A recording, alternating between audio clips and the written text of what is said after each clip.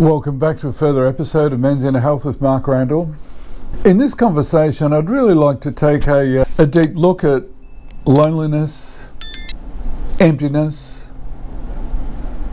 sitting alone, being with ourselves, a place that we men, whoa, not an easy space to be in.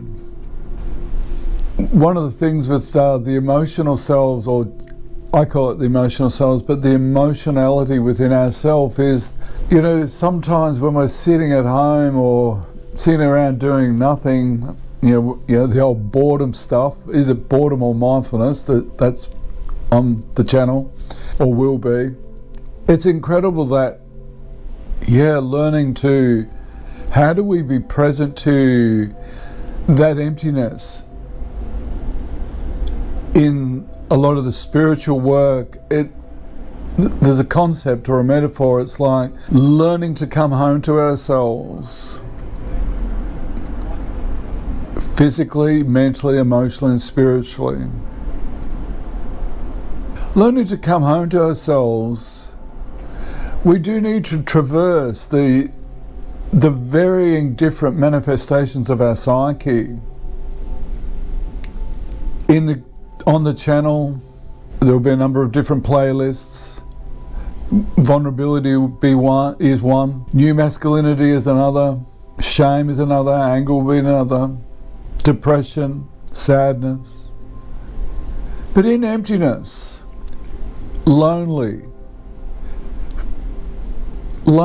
is really different to being alone. Sometimes we will make choices. We need alone time. That's different to loneliness.